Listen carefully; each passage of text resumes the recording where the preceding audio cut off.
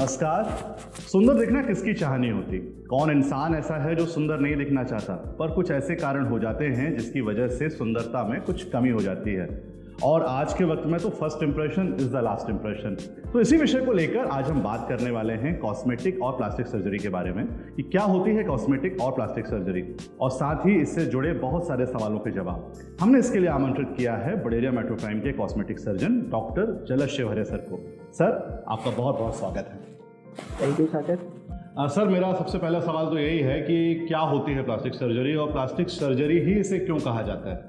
देखिए, plastic surgery एक सुनने में ऐसा लगता है plastic word, but plastic surgery एक कहना चाहिए ग्रीक वर्ड प्लास्टिको से बना हुआ है, जिसका मतलब है किसी चीज़ को हमें बनाना या तैयार करना या आकार देना किसी चीज़ को। तो ये प्लास्टिक सर्जरी वर्ड वहाँ से आया है। सर, ये कॉस्मेटिक सर्जरी क्या होती है? ये किस तरह से रिलेट करती है प्लास्टिक सर्जरी से? देखिए, प्लास्टिक सर्जरी के बहुत सारे अलग अलग पार्ट होते हैं और उनमें से एक पार्ट होता है कॉस्मेटिक सर्जरी। और कॉस्मेटिक सर्जरी का मतलब होता है कि हम किस तरह से पेशेंट के ये जो है उनका हम किस तरह से इम्प्रूव कर सकते हैं उनके लुक्स में। जी जी जी। ऐसे कौन कौन से अंग होते हैं शरीर के जिसकी कॉस्मेटिक सर्जरी की जा सकती है? देखिए, प्लास्टिक सर्जरी आज इतना एडवांस हो चुका है कि इसको अगर हम देखें तो स्कैल्प या सिर के लीजन से लेकर पैर तक कॉस्मेटिक सर्जरी हो सकती है। एग्जाम्पल के तौर पे अगर हम देखें तो हेयर की ग्रोथ को इम्प्रूव करना, या हेयर ट्रांसप्लांट है जिनके बाल नहीं हैं, चेहरे के मुहासे के दाग हैं, या किसी तरह के निशान है, नाक कान इसको सुंदर बनाना है, तो ये भी कॉस्मेटिक सर्जरी का पार्ट है। फिर उसके बाद हम देखें तो ब्रेस्ट सर्जरी होती है। ब्रेस्ट में किसी के स्मॉल साइज़ है तो उसको एनलार्ज करना है, किसी के साइज़ बहुत ज़्यादा बड़े हो गए हैं तो उसको किस तरह से कम कर सकते हैं, या कैंसर के बाद में जब कभी आप निकाल देते हैं तो भी आप उसको वापस से बना सकते हैं। फिर पेट का मोटापा है, लाइपोसक्शन, एस्थेटिक जेनाइटल सर्जरीज होती हैं। तो इस तरह से अगर आप देखें तो कॉस्मेटिक सर्जरी सिर से लेके पैर तक पूरी बॉडी में कहीं पे भी आप करा सकते हैं। सर, एक बेहद ज़रूरी सवाल आपसे हम ये जानना चाहेंगे कि कितनी सेफ होती है प्लास्टिक या कॉस्मेटिक सर्जरी, और अगर इसके साइड इफ़ेक्ट्स होते हैं तो वो कौन से कॉमन साइड इफ़ेक्ट्स होते हैं? देखिए, ये बहुत ही इम्पोर्टेंट सवाल है साकेत जी, क्योंकि सर्जरी जैसे ही बोला जाता है तो पेशेंट के मन में एक डर हो जाता है, ऑपरेशन काटा पीटा जाएगा, ये है। बट अगर हम इसको कंपेयर करें तो पहले तो जनरल सर्जरी भी बहुत एडवांस हो गई है, और साथ में कॉस्मेटिक सर्जरी कंपैरेटिवली काफ़ी सेफ है, और इतनी सेफ है कि इसको आज की तारीख में इसको डे केयर जैसे इसको हम करते हैं। तो फॉर एग्जांपल, डे केयर का मतलब होता है कि हम सुबह स्टार्ट करते हैं, आपको ऑपरेशन वाले दिन ही आपको बुलाते हैं, तो by the late in the evening हम आपको डिस्चार्ज भी कर देते हैं।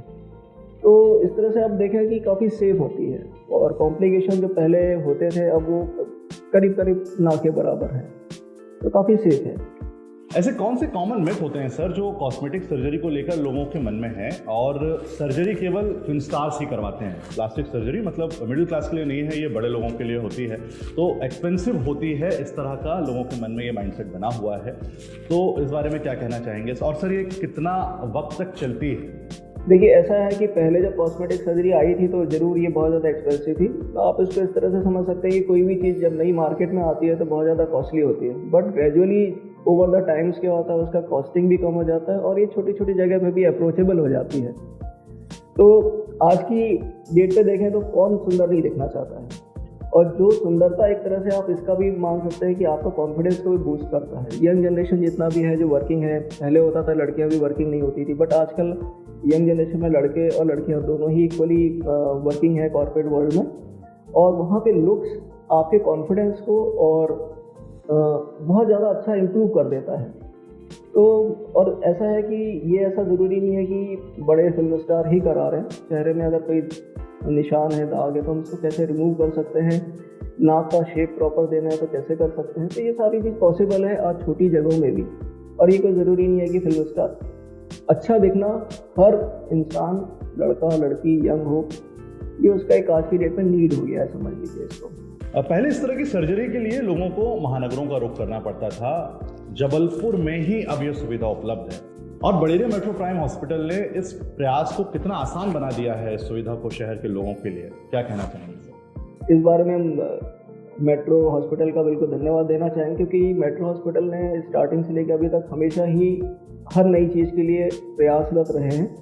कोविड के टाइम में भी उन्होंने जो है इनिशिएट लिया था और उससे काफ़ी लोगों को फ़ायदा मिला है। तो इसी तरह से कॉस्मेटिक सर्जरी भी है, एक नए अप्रोच के थ्रू हम लोग कोशिश है कि आप लोग तक पहुँचें कि क्या क्या चीज़ हमारे यहाँ हो सकती है, और ये सुविधाएं जिसके लिए आपको बाहर जाना पड़ रहा है उसकी ज़रूरत ना पड़े और यहाँ पर ही हम आपको फैसिलिटी दे पाए। तो ये बहुत ही अच्छा प्रयास है मेट्रो हॉस्पिटल का साकेत जी, कहीं जाने की ज़रूरत नहीं है। और आगे भी और भी हर जैसा पर्टिकुलर कोई चीज़ होती है, जैसे लाइपोसक्शन है या ब्रेस्ट सर्जरी है, तो आगे भी हम अपने वीडियोज़ में कोशिश ये रहेगी कि हर एक सर्जरी के बारे में आपको डिटेल जानकारी दे पाए, जिससे आपको छोटी से छोटी चीज़ के बारे में पता चल सके। जी sir, thank you so much sir, thank you. और हमारे साथ थे doctor Jalaj Shivhare sir, Baderia metro prime के प्लास्टिक एंड कॉस्मेटिक सर्जन आप हैं, और सर ने इस मिथ को दूर किया कि किस तरह से plastic surgery and cosmetic surgery सिर्फ फिल्म स्टार्स के लिए नहीं होती है, बल्कि आम व्यक्ति भी इसे करवा सकता है। और जबलपुर के बड़ेरिया मेट्रो प्राइम में यह सुविधा उपलब्ध है। इस तरह की बहुत सारी जानकारियों को लेकर आपसे मुलाकात होती रहेगी। तब तक बने रहिए बड़ेरिया मेट्रो प्राइम, हर पल आपके साथ।